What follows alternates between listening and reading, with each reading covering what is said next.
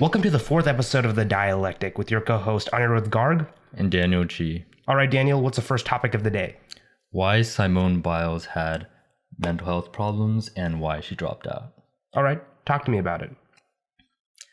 Many people have been speculating that the reason why Simone Biles had mental health issues was that she was not allowed to take her ADHD medication Ritalin in Japan.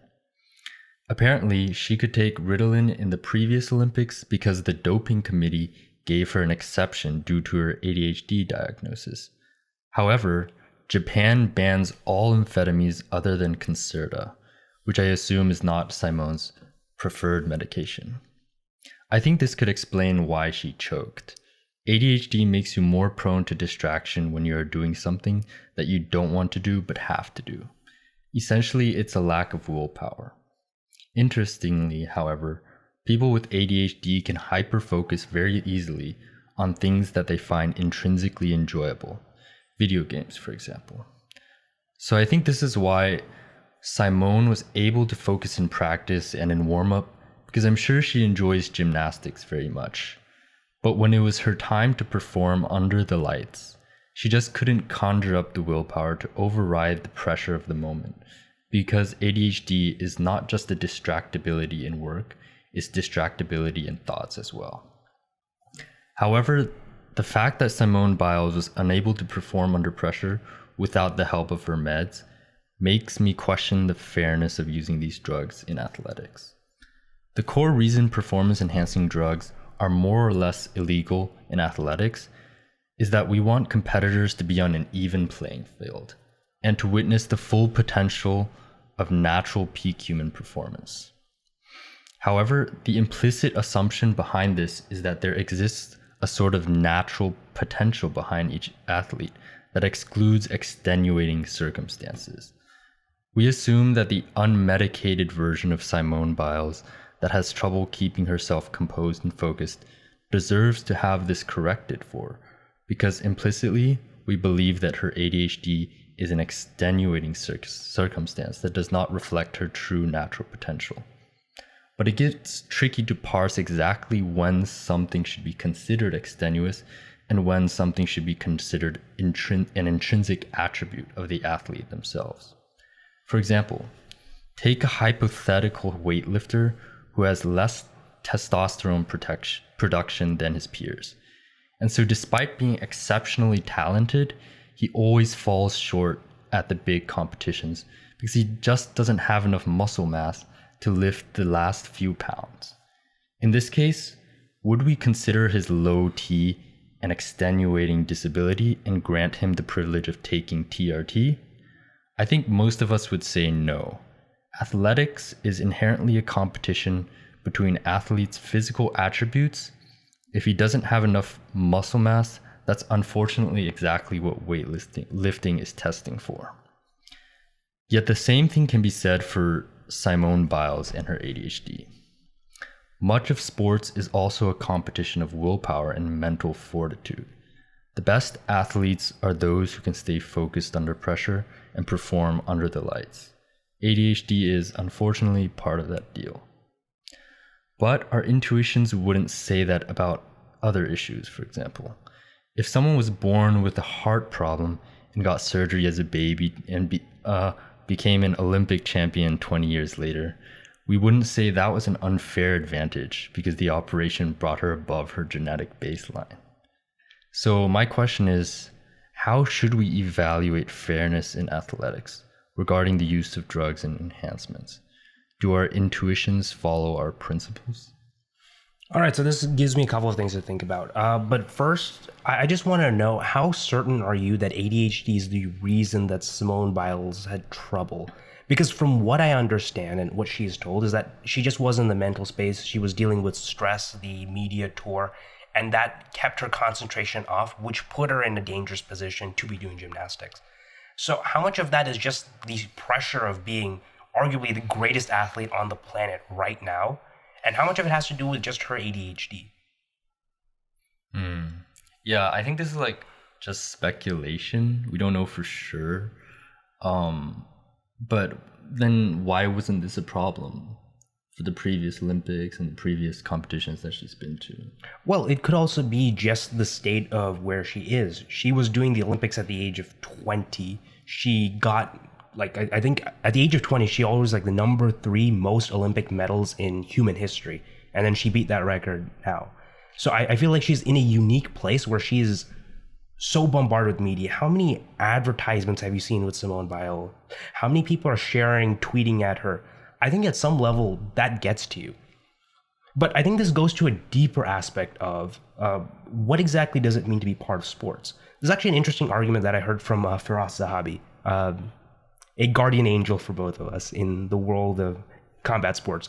He said he didn't want marijuana to be legal in any sport, because he said that for some people it's a relaxing herb, and that relaxation is harmful to the sport because a big part of the sport is dealing with stress and dealing with anxiety. So we have to understand, because you made a statement that I highly take contention with, which is a sport is about physical attributes.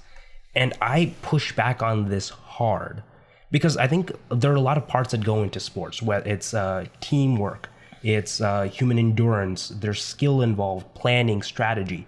I think there's more than just the physical attributes. And on top of that, your example about the weightlifter who has low T, I mean, if you have lower muscle mass, you'll be in a lower weight class, and weightlifting is separated by weight classes, right? So I think that's kind of corrects for itself. The broader question about the use of drugs enhancements is a very complicated one, because we have to first understand we can't give a baseline normal. This person is not normal. And if you're in a competitive sport, you are beyond normal. So I think it's very difficult. But here's the thing. I think that principles are never going to work in this scenario because we can never live accurately by principles because we have so many competing ones. I don't believe sports is about fairness. I think sports is much more about showcasing the limits of human potential, which is why I think that we have to look at what types of drugs enhancements exist. The reason why performance enhancing drugs are illegal in sports is not because it gives people an unfair advantage. In fact, keeping it illegal gives an unfair advantage to people who are able to get past anti-doping laws or anti-doping drug checks. The reason why is we don't want to create a moral hazard where champions feel like they're coerced or forced into doing more and more dangerous things at the cost of their health. We ban them more for the health of the athlete than rather like some arbitrary fairness of the sport. In fact, arguably, if you wanted to make the sport more fair, you would get rid of all PEDS testing and let people do whatever they want. So I think that we should focus on thinking about in terms of principles. I think the best middle line right now is ensuring that we have a list of substances that are okay for you to take, right? We know for a fact that Ritalin, right? Mm-hmm. That it's a controlled substance. You have to take it at certain dosages. It's very difficult to abuse if you're following your prescription. So I think something like that is allowed because there's a safe and regulated way to take it. Right. I mean, like what UFC fighters go on hormone replacement therapy all the time because they get it prescribed from the doctors. Right. So I think there are fair ways to do performance enhancing drugs, and the regulation is there. I think the idea of fairness is something you just have to throw out of athletics. There are rules. Everyone plays by the rules, but we can't really make fairness beyond that. I think we have to do in terms of how we treat any substance. We have to do it in terms of cost benefit analysis to the health of the athlete and do it in a way that's regulated. I think that's the correct approach going forward. I want to know what your thought is on that. I sort of disagree with the idea that it's not about fairness. First of all, because you said that the drug regulations actually privilege those who are able to get past the drug laws. But you could also make the argument that like not having regulations privileges the people whose body are able to tolerate like extreme levels of hormones, and also privileges those people who do not want to hurt their health. I mean, because obviously performance enhancing drugs are not good for longevity. Mm-hmm. And people who use performance enhancing drugs, they really have to sacrifice their long-term health. So I mean, I guess that's sort of your point. Yeah, so I think that there's no real way that we can ever create fairness. Outside of rules that everyone has to follow, there's no such thing as fairness. I think that's fair. There's no real such thing as fairness in sports. Well, Because look, you could be pumped up with EPO and you could win the Tour de France like Lance Armstrong and all the other guys he was racing against. Or you could have a genetic mutation that allows you to produce excess amount of red blood cells comparable to EPO, but never have to take a substance to match that. You have an unfair advantage. One has another. I think that in any way that you slice it, you're never going to have fairness in sports. So if it's impossible to get, there's no point talking about it.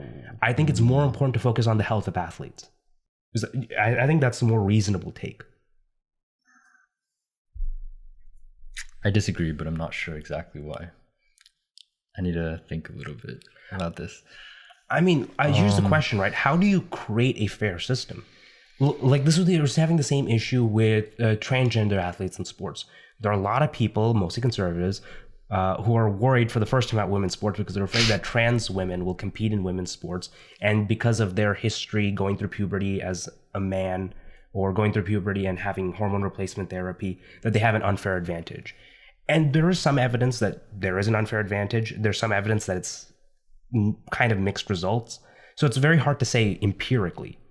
But it's going to have the same issue where there's no way that you can adhere to the rule of fairness, because if trans women are women, and they are, well, we have to treat them like women, and there might be an unfair advantage. Treating them fairly as a woman might mean that there's an unfair advantage to cis women. You're going to have different standards for fairness all the time, no matter what type of sport you create. And if that's the case, fairness is pointless because you'll never achieve some sort of universal system of fairness. It's like a universal system of morality. It's inconsequential. I think what we can do is focus on improving the enjoyment of a sport, the entertainment value of a sport, and ensuring the safety of fighters. I think that's the same. Like, for example, right, I think you know this, in any combat sports, it's unfair if someone gets a nut shot in, whether it's kicking someone or not. That's unfair. Sometimes we penalize it, sometimes we don't. But if we made nut shots legal, so all is fair, that might end up making the sport a lot less fun to watch. Mm-hmm. Yeah. So any line that we draw is arbitrary. But we draw these lines for the health of the fighter and the enjoyment of the sport. The health of the athlete in this case. Interesting. But I think some rules are dumb. Like exceptions, for example. I mean, being able to use substances, how do I phrase this?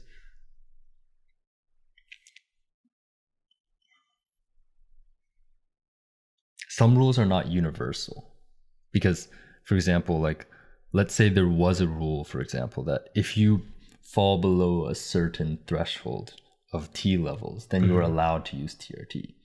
So that example is like a rule that's not universal. It doesn't apply to everyone. Not everyone gets to use TRT, and that's where the question of fairness actually matters, I feel.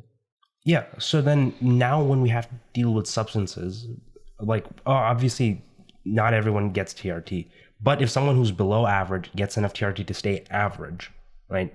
If the threshold is just the average, then is it really unfair?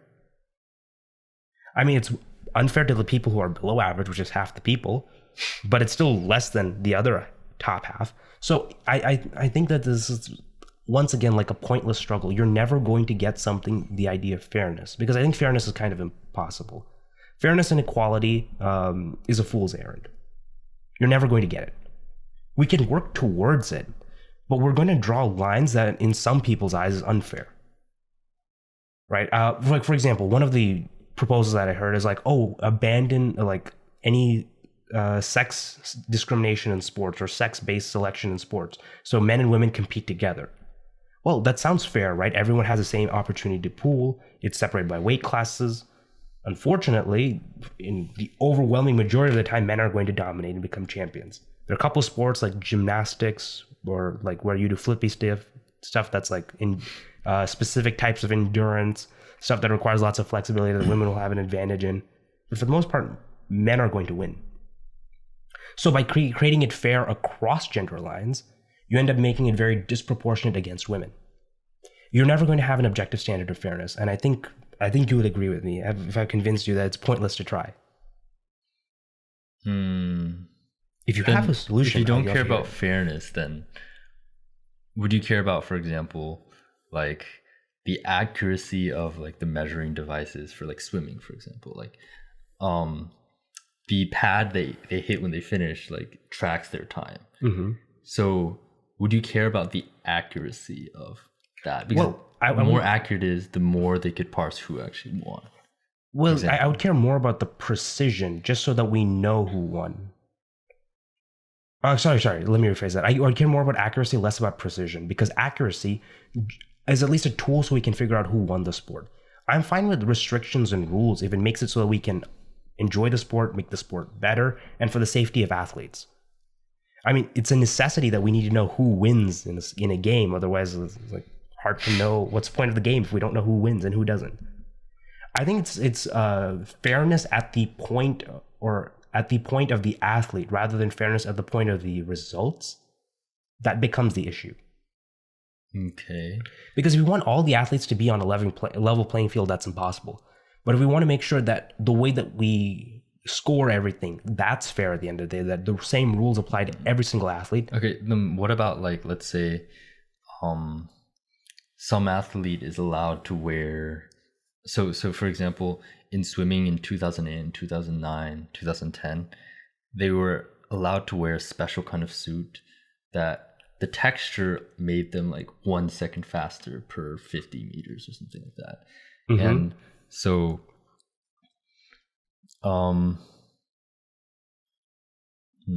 So, okay, if there is a specific technology, either you ban it so that no one wears it, or you allow everyone to wear it. I think that's not a very difficult issue in terms of fairness. I mean, at the very least... Actually, no, that was a terrible example because yeah, that doesn't matter between athletes since all of them can wear it. But like, let's say literally one person removed one of the hurdles from his lane. Well, so he broke the rules. It's pretty easy. It's a violation of the sport. Yeah, but we're talking about the rules of the sport. But we're talking about in terms of, look, if you have to jump over 50 hurdles, if that's a sport, jumping over 50 hurdles in the shortest amount of time, and you jump over 49 instead of 50, you haven't competed in the sport. Right? Changing the actual, like the requirements of the sport, the winning conditions, no one is talking about that. Performance enhancing drugs, they don't change the win conditions. They just change the performance. I'm saying that if the win conditions stay the same, those rules are fine. We should tailor those rules that are win conditions and rules for the safety of the athlete. But, I mean, any way you slice it, you can't deny that I'm right. I just don't think that you don't care about fairness. No. I would like a world where it could be fair. But this is the stoicism approach. We're never going to get fairness. In that case, let's stop thinking about it. Let's think about other things that are more important than fairness. For example, I care more that fighters are safe or that athletes are safe than any arbitrary rule of fairness. I think that's more important to me. Enjoying the sport is more important than fairness to me. Okay, let me give you another example. Hopefully this all right parses things. An athlete that gets surgically enhanced legs that allow them to run faster. Okay. So, do you think that should be allowed? Maybe that should be promoted, because if that's the case, then we could somehow get like super athletes, and then the sport could even be more enjoyable. I mean, I guess. So again, that's a difficult one to say. Once again, if I'm evaluating it from the fighter safety, if these surgeries are well regulated, there's a documentation involved, we know who got what, and we know it was safe, on the section of athlete safety, that passes that check. And in terms of enjoyment, if these enhancements make it so that, yay, we can see more running, cooler running, faster movement, that's more enjoyment for me. That passes the check. Now, conversely, if it's like in a combat sports and increasing the power of someone artificially puts other people at danger, it doesn't pass the check, so I would not be okay with it. But for the most part, this is like a pretty easy thing for me to call too. As long as the athletes are safe and the sport is fun, let's do it.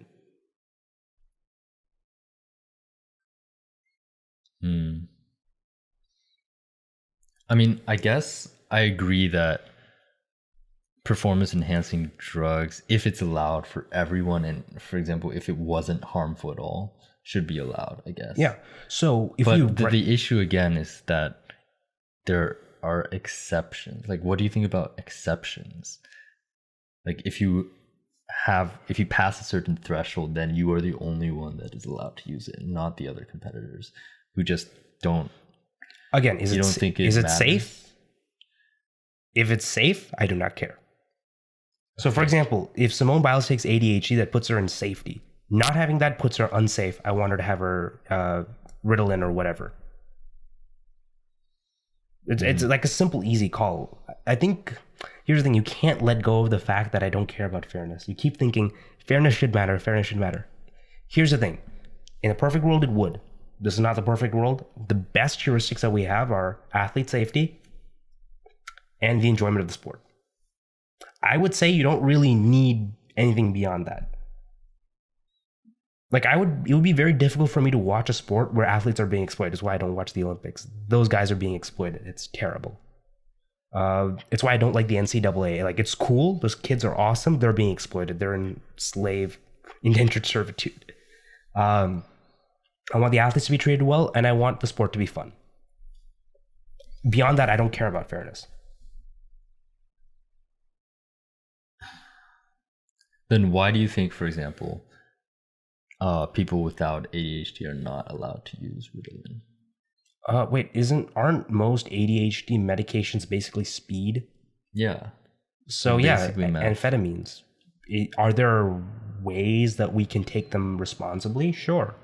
Do we have the legislative capacity and the bureaucratic administration and the infrastructure to do that? Not really. In the United States, we'll lock you up for life if we get 3 felony convictions of marijuana on you. In a lot of states. I mean, we don't have the infrastructure there. The end goal for me, the way that I evaluate like how rules should be made, is athletes are safe, sport is fun. Okay, so in your ideal world, let's say we do have the legislature and the infrastructure. Would you? Sure. Athletes can take any substance they want so long as they are safe. Okay. Simple. And obviously, any rule will be written so that the sport is enjoyable and the athletes are still safe. Simple evaluation. The sports are entertainment. If they entertain and the people who are giving us the entertainment are treated well, it's a win-win-win-win-win. Hear that, Dana White? Treat your fighters better. Pay them more. I want to see like what the official, let's say like USADA, what do they say as their mission statement? Because I still feel like their goal is not necessarily athlete safety, but it's probably fairness and something dumb like that. But so you're saying like do you think that's just the ostensible reason? Look, I have no doubt that people have some idea of fairness.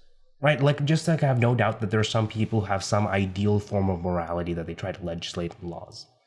Here's ultimately the case. You're going to fail. If you accept that, you can keep failing, but you're not really going to make an impact. And things that you can make a difference in, work on that. Fairness is pointless. It's kind of the same thing, right? I've told you before, I'm a libertarian socialist. What does that mean? I don't care for equality. I don't think about that. I think in terms of freedom. If people are free, they can pursue their own happiness. Whether or not you're equal to someone else is irrelevant because you're happy. That matters more. You have the freedom to pursue your happiness. Actually, whether or not you're happy is irrelevant because you have the freedom to do what you want, whether it's to be happy or unhappy. There's a larger axiomatic framework for me.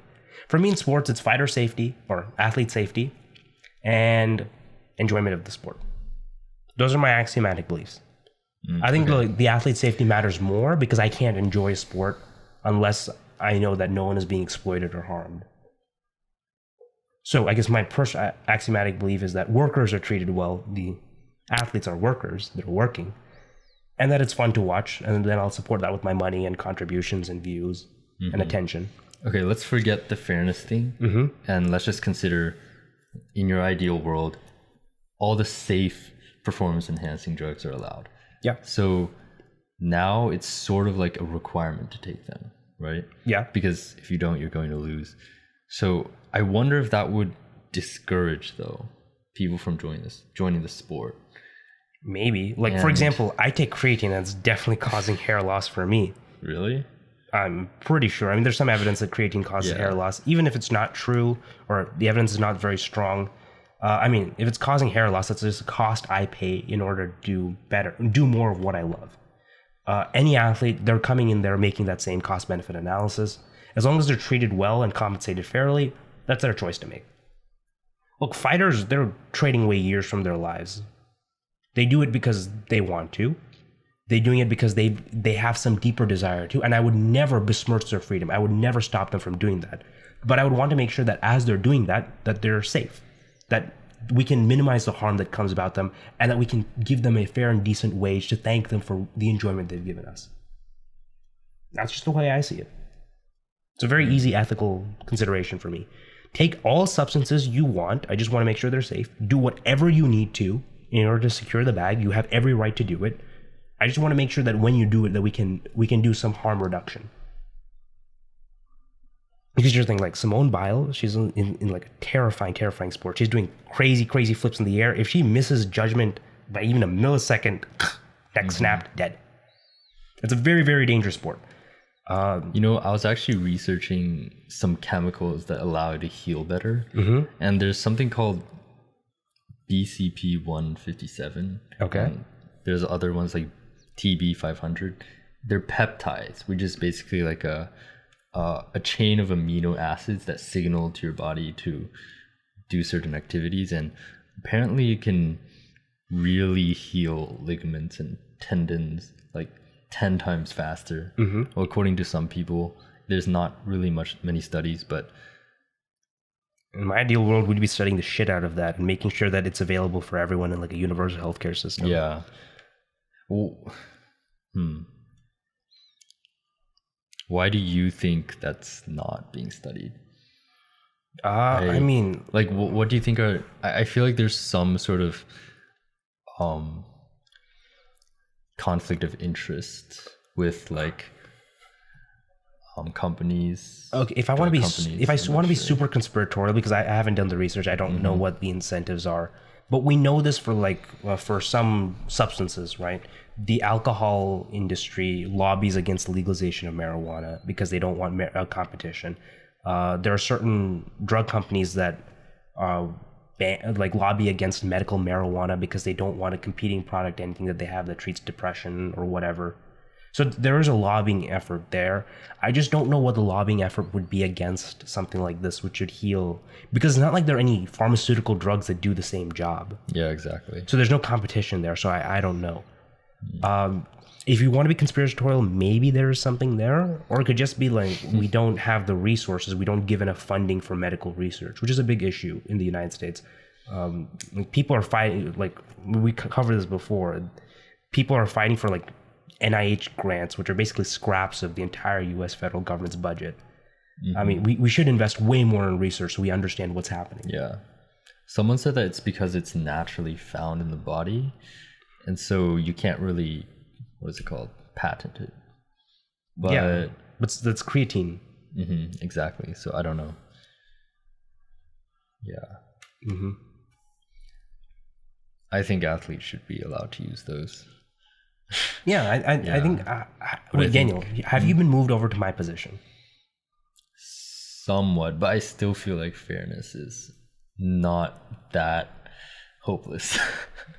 I mean, if you have a look, I haven't given it that much thought. If you have a system of fairness that works, I'll believe you.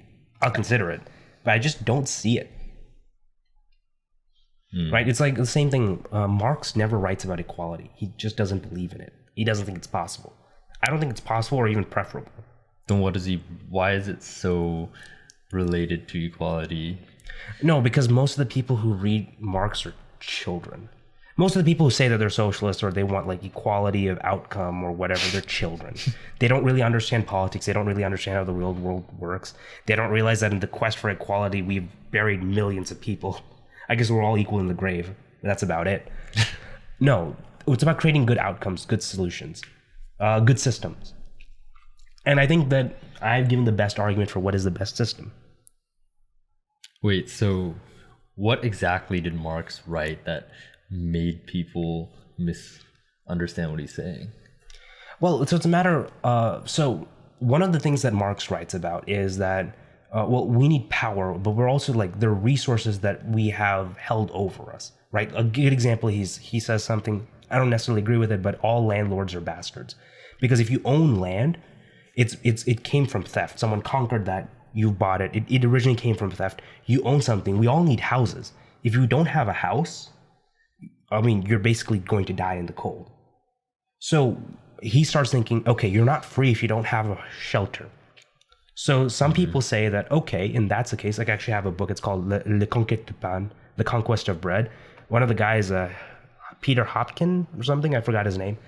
He basically says, okay, great. If that's the case, let's have the workers rise up, install like a state where we control everything, and then we'll distribute the land to everyone. Which other Marxist thinkers built on that and said, okay, let's have a centralized state and do central planning, and yay, it's gonna work. It never works. It never works. Because their idea is to decommodify resources, to give it to everyone so that everyone has the necessities to be free. They end up doing it in a very poor way and ascribing that to equality. They think that just being equal is a sufficient solution to removing power relationships and hierarchies, which is a very childish way of viewing the world, because you can never guarantee equality. And every time we've tried, we failed. Likewise, if we try to guarantee fairness, we're going to fail. Okay, so what Marx was actually saying was that you need to... Freedom. Freedom. You need to have the power to fight for yourself. That's freedom. Interesting. Freedom is not equal power. We don't need to have equal power. I just need to have the power to protect myself against you. That doesn't necessarily mean equal. Okay, so like a baseline level of well-being. So for example, like everyone should have like housing, I'm assuming. Well, so one of the big things that socialists, including me, we're trying to figure out the way to decommodify resources, things like housing, healthcare. We don't really need to decommodify food because markets have done a pretty good job fixing that for the most part. There's some regulations and stuff we need to do to fix that, but there are certain resources that we just need to decommodify so that there's no hierarchical incentive there. But so far, we haven't really found a way that beats what capitalism has done. Like, I'll tell you this, and I agree with every economist who says this, there is no greater way to destroy a city short of carpet bombing it than implementing rent control. It doesn't work. I would never support rent control. So we don't have like a way of decommodifying resources. And it's like, this is actually what I want to do my PhD on, which is finding a solution to the housing crisis. Big ask, but I want to be the one who solves that. But we need to have solutions that deal with giving people freedom, not necessarily equality. Because equality is meaningless. Because one way you can give everyone equality is by all of them. Which is not something I'm very inclined to do. Stalin, Pol Pot, they were fine with that. I'm not.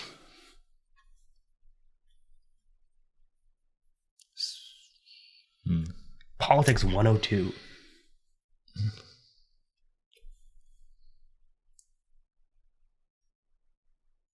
Not sure if I completely buy that though. I mean, isn't like... Look, I'm going to say this right now. That's just very radical, to be honest. I don't know. I just never... I'm sure there's some aspect of just equality that Marx cared about. No. So equality, there might be some level of equality that's necessary to be free. Don't doubt me on that. Equality is not the end goal. Freedom is the end goal.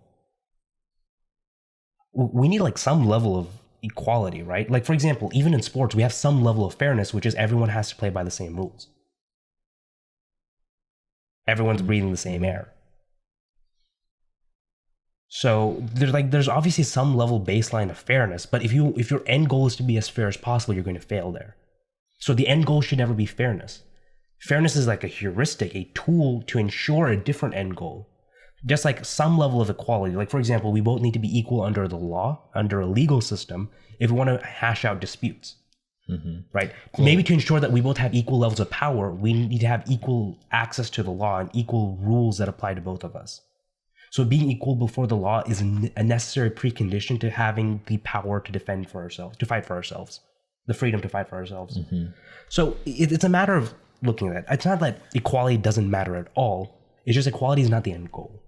Does that make sense? So from what I've read about Marx, not much, but his argument was that eventually we'll have so much automation as a result of capitalism that all the resources will be funneled to the owners of capital. And so the vast majority of the population will be poor and destitute. And so once we get to a level of wealth and resources to the point where everyone can have those resources without without spreading the resources thin, then we should, well, not we should, but people are going to revolt.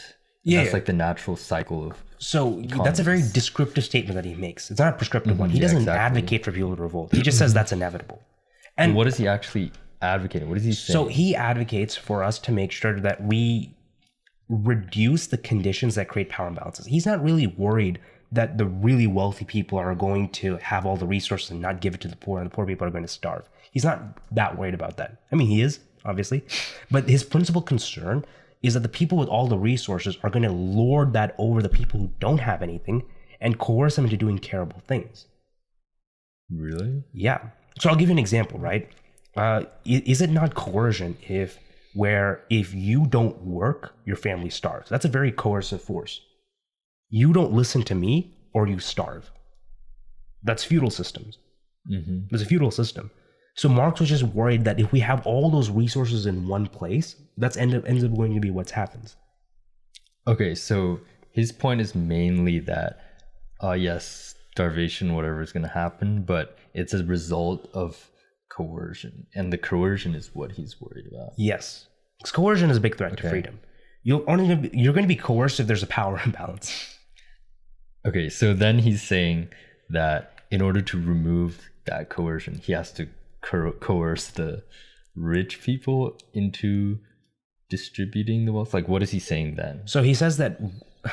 So this is one of my favorite lines for him.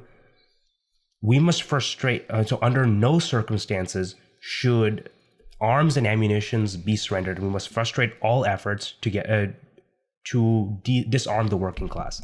He's like a big guy on guns. He loves guns, and I agree with him. Guns are awesome. But he says that as long as people have the ability to fight for themselves, coercion is not going to happen. Because here's the thing, right? Like, let's say you're trapped on an island. You and a survivor. I'm going to plagiarize this from a socialist streamer right now. The coconut island analogy. You and another person crash land on a plane. You both are the only survivors. One wakes up before you. He takes all the coconuts, the only food source on the island, and he claims them. And he basically says, you become my sex slave, and only then will I give you coconuts. There's like an inherent power imbalance, and if you don't do what he says, you're going to die. So unless you throat his cock, you're dead. So what are you going to do? Well, so Marx would just say, oh, okay, this is a terrible situation. Pick up a rock and fight for yourself. And I think that's only fair. His statement is, fight for yourself. Now, you can build upon that. Do you want a place where there's a violent revolution and then everything goes to shit? Or would you like to create some sort of amenable agreement where we can hash things out and communicate like grown adults? I'm much more in favor of the latter. I like making sure that we have good systems to solve our problems rather than resorting to violence anytime there's a dispute. A lot of socialists are idiots and they just pick up the rock and start bashing heads. I mean, that's kind of their right, but it's not productive. You don't solve anything. Okay, then what was the prescription with the latter? Yeah, so ideal? Marx was a little wishy-washy on this. He says that that we should always be prepared to fight. So like if there's ever a course of thing, fight back. And I agree, fight back. I just like fighting back in ways that are productive. I don't want to take the rock. I might do like a guillotine or a rear naked choke, de-escalate the situation, talk to this person after they're tied up, and resort the situation. But I would never immediately escalate in force. So again, different philosophers have different things. You can read Mao. He had a different take on the Stalin. He had a very different take. We got way off topic from sports. But what I'm trying to say is that equality and fairness, they might be necessary conditions. They should never be end goals. I think you would agree with that. Have I convinced you? Maybe not in sports completely. I think fairness is still very important, not equality. Because obviously you don't want whether or them not to be equal. Whether or not fairness is important is irrelevant. Is fairness something that we should try to maximize in sports? I think so. Okay. I want to move you off from there. I think fairness is on some level is important. We all need to play by the same rules. I don't think we should focus on maximizing fairness, not when there are other more important things to worry about. Right? What's the central premise of economics? We have unlimited desires, scarce resources. The desires that I care about, athlete safety and enjoyment of the sport. Fairness is like a tool. I don't really care about it as an end result.